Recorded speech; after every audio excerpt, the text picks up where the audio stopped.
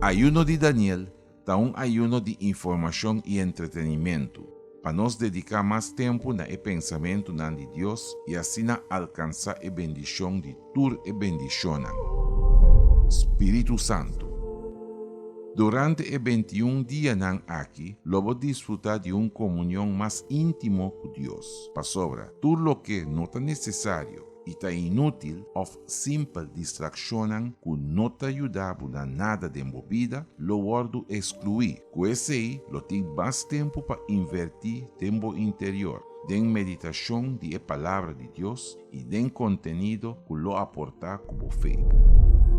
Participar en el ayuno de Daniel y luego mira cambio de accionan y reaccionan. Ayuno de Daniel es oportunidad para agradar a Dios.